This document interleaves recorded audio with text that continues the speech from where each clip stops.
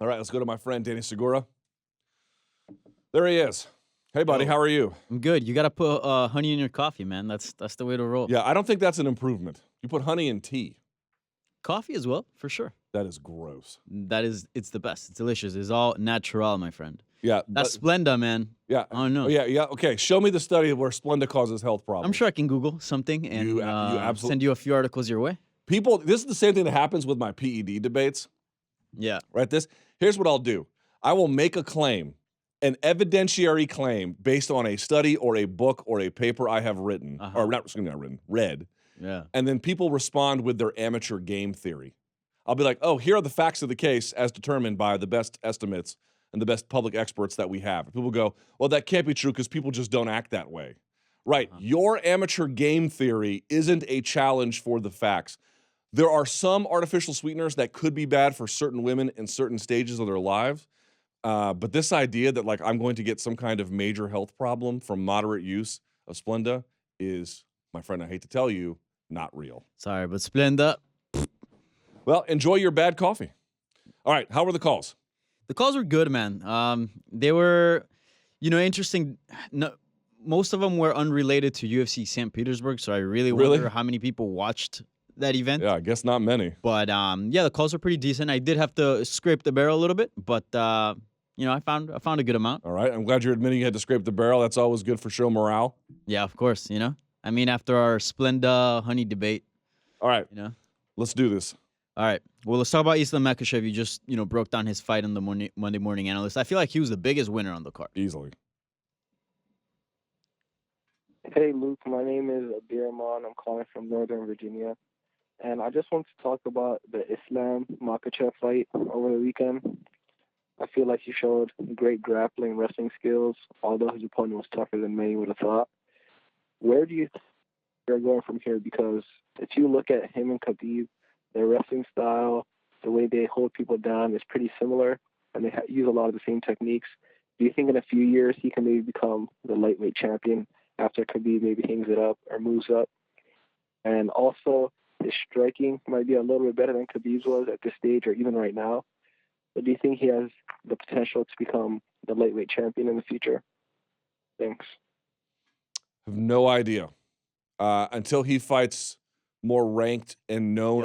Saryukian obviously is talented. Yes. But we just don't know how good he is. There's just not enough information to say. Right. Until he fights better opposition, I couldn't tell you that. But as I mentioned, there are just, as you can see, there are certain positions he gets to that are, and certain attacks that he has that are just very, like you have to have a very high level of skill to do.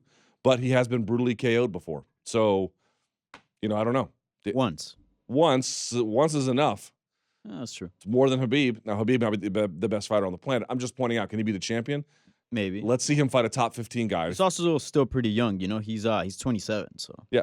Here's the answer. I have no idea. We have to see him against better opposition. Yeah. You would agree though? He definitely deserves the top 15 next. Yeah. Oh yeah. He's too good to be fighting unranked guys at this. I feel like he's been doing that for quite a bit. I mean, he got some nice names as far as like veterans, Gleison Tebow, right? Nick Lentz. But man, it's time to get a ranked opponent. I don't know. I'd like to see. I don't know if Gregor Gillespie has his hands full right now. I don't know if he's booked for any fight, but that fight could be fun. Yeah, he's beaten good old Sambo versus American wrestling. He's beaten Chris Wade, Nick Lentz, Gleison Tebow, Cajun Johnson, and now Armin Saryukian. Yeah, he is due a ranked opponent. Yeah, absolutely. Sure. Mm-hmm. Yeah, get him a top 15. All right. With that out of the way, let's move on to the light heavyweight division and talk about a certain fellow. All right. Hey, Luke. Hey, Danny. This is Justin calling from Salem, Massachusetts. And I was just wondering, what do you guys think? I feel like Luke Rockhold moving to 205 is really flying under the radar. I mean, this is a guy that we once looked at as one of the greatest pound-for-pound fighters in the world after he defeated Chris Weidman back at UFC. I forget which number it was. But, again, I feel like this move is really flying under the radar. And if he could pick up the W and look impressive against Jan Blachowicz, impressively, of course, and for whatever reason, talk himself into a title fight per se with John Jones. If John, of course, gets past Thiago this July, can you foresee Luke being the guy to dethrone John at 205? I would love to get your thoughts about this, Luke. I appreciate it, and your Monday Morning Analyst is one of my favorite pieces of television all week. So I appreciate it, guys. Keep up the great work. Talk to you soon. All right. All right. Well, smart man if he likes the Monday Morning Analyst. Who doesn't? Probably a lot of people. All right. So Are we sleeping on Luke Rockhold? I like how I 205? had Luke Rockhold on the show last week. Yeah, I know. That's what I'm saying. I don't feel like anyone People are is. like, he's really flying under Yeah. the radar. Yeah, thanks, guys. I had him on the show last week. I do have to say, I feel like there is a trainer thought out there that he doesn't pose much of a threat to John Jones. I feel like, people. I mean, from what I see on Twitter, not what I believe.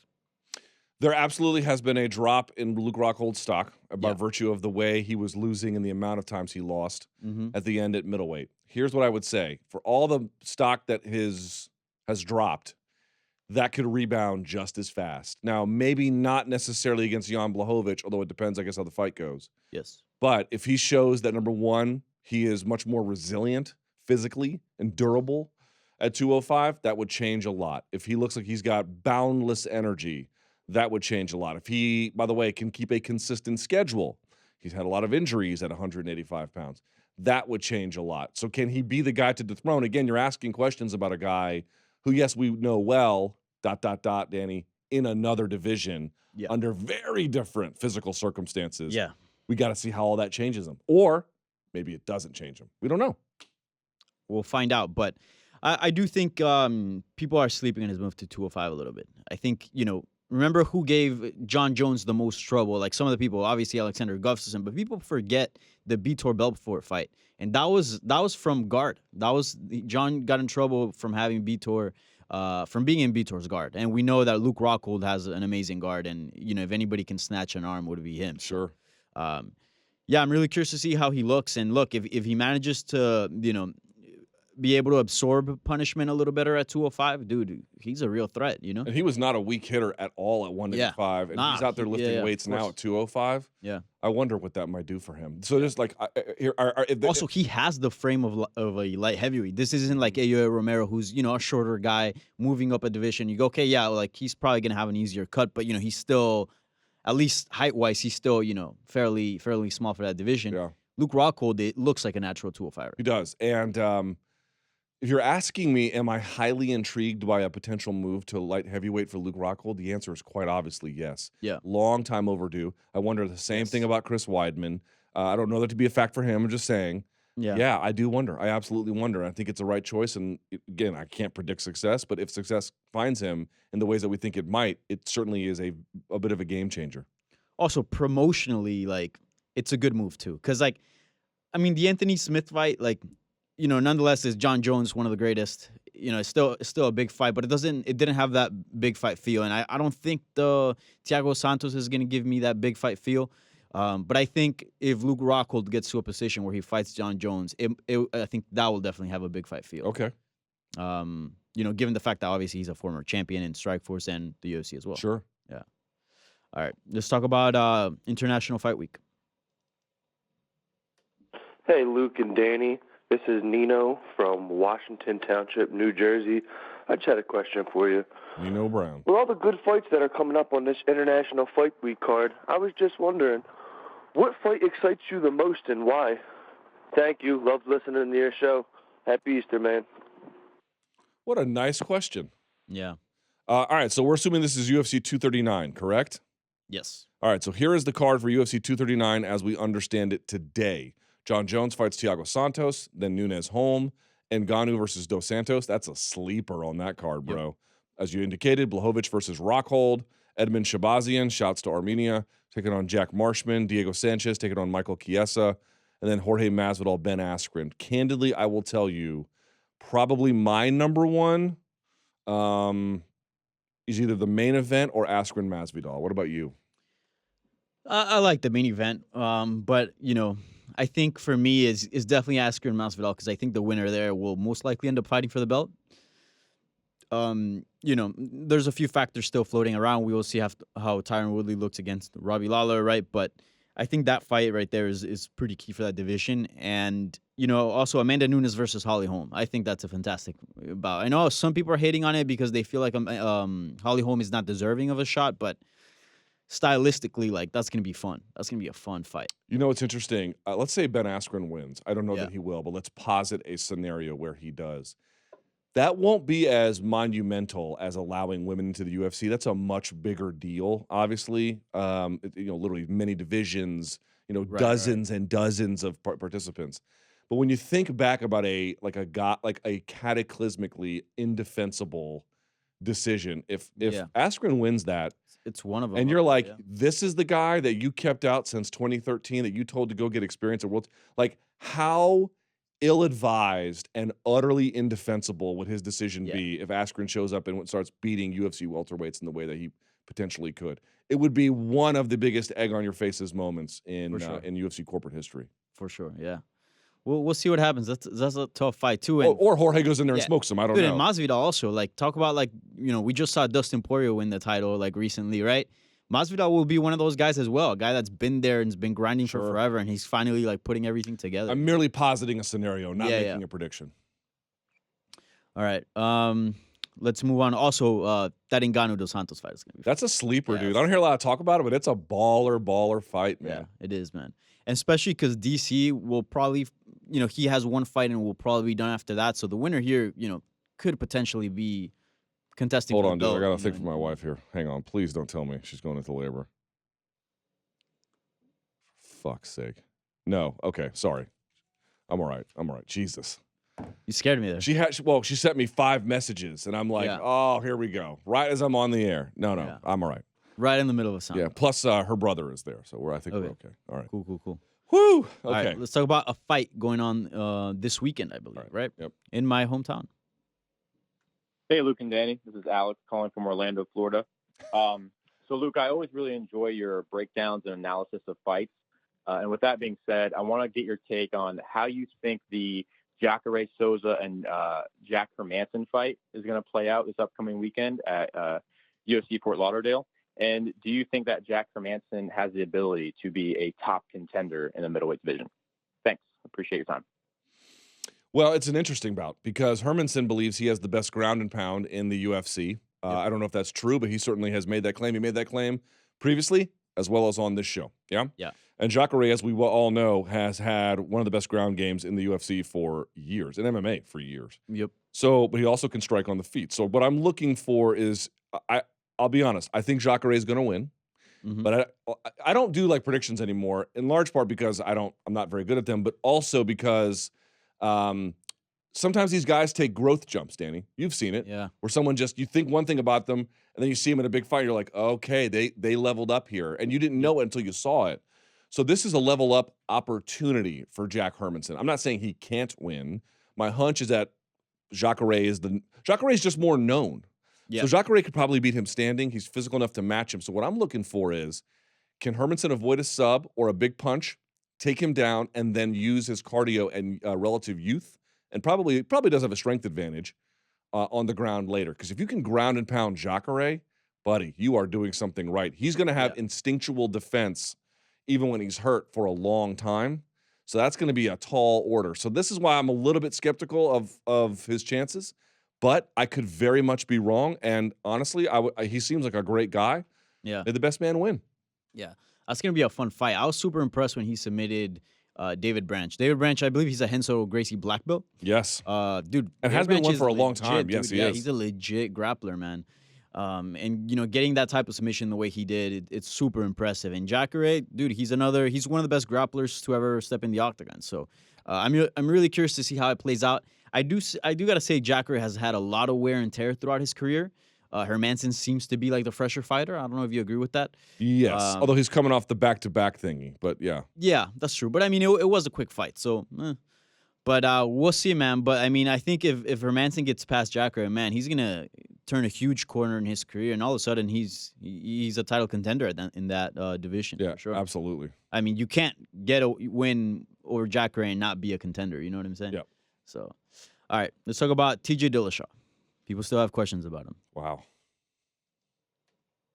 What's up, docs? Michael from Fresno calling about the PED issues in MMA. Here we go. I just want to hear comments if you perceive there are any correlations between TJ Dillashaw's EPO use and the decline of Renan Barao and Cody Garbrandt career at these current points. Thank you. So I just want to say, USADA actually went back, because I feel like this flew under the radar.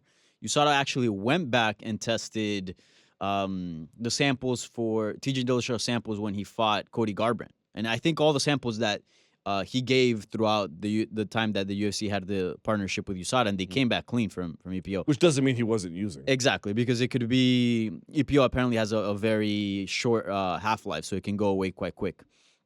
But still, I mean, we don't know, so we can't attribute. What do you think? What's your hunch? What's your gut tell you?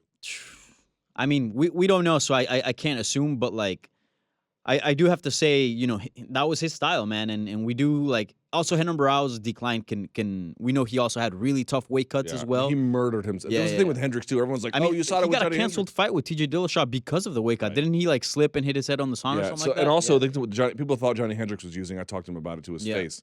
And maybe that was true, right? But here's what we know was true. He murdered himself with weight cuts. He absolutely destroyed himself. So that was a big component as well. I mean, look, again, I've got unorthodox views on this. The answer is probably, maybe, if you want to believe that, or that he should be reasonably culpable about it for it. That's fine. And also, I got to say, like, Garbrandt's decline is not really attached to physically how he looked, because Barão clearly, like, you saw a different fighter. Yeah, this guy was not moving the same, and he wasn't taking the same damage, or didn't have the ability to take the same damage. While Garbrandt, like, the first few minutes of that Munoz fight, like, he was looking good, man. It was all until, He got hit and said whatever. Yeah, here's the thing. People are like, Garbrandt's decline. Point of order.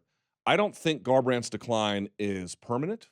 Yeah. And I think it is very reversible. Yes. He does not, in any way, shape, or form. He's not in the same place Barão is. No.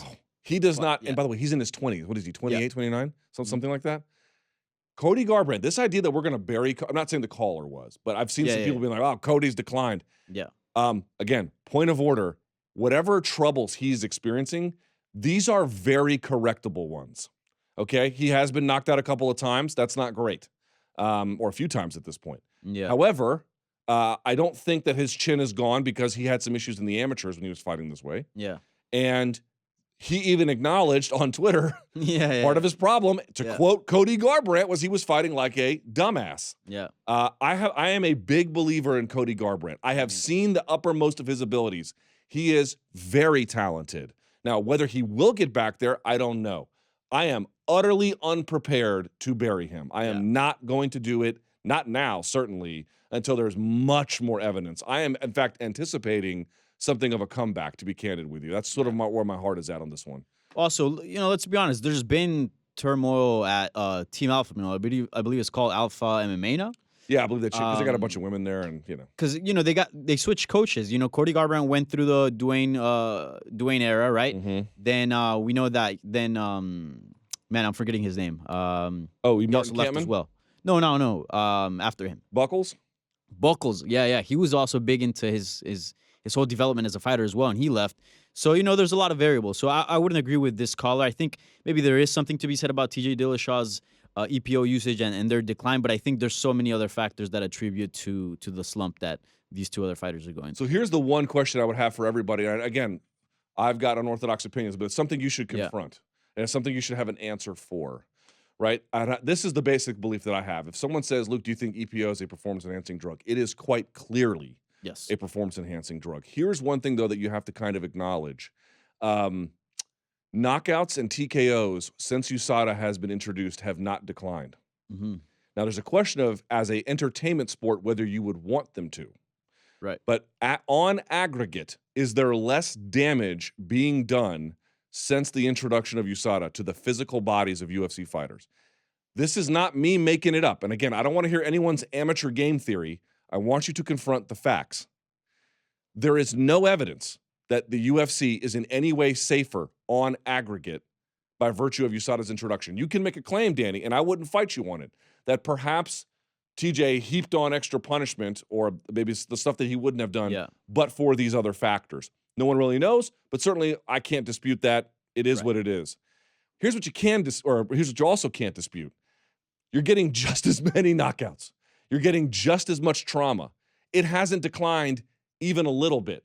So this idea that by taking on the most rigorous, if still flawed, drug testing system has resulted in a safer sport. Maybe in the sense of trying to work through the challenges of one thing I think I will credit Jeff Nowitzki is trying to raise awareness about the challenges of weight cutting. Yeah. Right. I think that's as a culture, we've gotten a little bit better about it, certainly than the old days. But the reality is, look at me. There is no safe way to fight. It's not possible. It is by definition assault. It is what you are doing. And so therefore, you have to ask yourself, how is it you can introduce rigorous drug testing and not have a drop-off in trauma? That should tell you something, and you should have an answer for it. Now, whatever that answer might be, I leave up to you.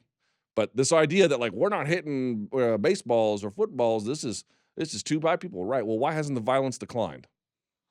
Anyway, and also, by the way, you also have another sport that has even worse health outcomes, like American football, than you do in MMA, and they don't have hardly any PED testing policy, and no one over there cares. Also a bit of a contradiction. I know everyone's going to downvote this, and they're going to hate on me. I don't care. Here's what they're going to do. Here's exactly what they're going to do, Danny. I'm going to bring up these terribly, what do you want to call? Not merely inconsiderate, terribly unfortunate for the narrative nonsense that they've been fed for 30, 40, 50 years, and they're going to give me amateur game theory rather than responding to what the facts on the ground are. Just want to point that out. Okay? Sorry. Yeah. All right. I'm going to get Darren Wynn, but by the way, are you an Avengers fan by any chance? You mean, I guess the movies. I didn't read the comic books. The movies. Yeah. All right. Well, I'm going to leave you with this question because I've probably seen the movies, but I Oh, yeah. You too cool for school? Is that what you are? Man, I'm too cool for superheroes, dude.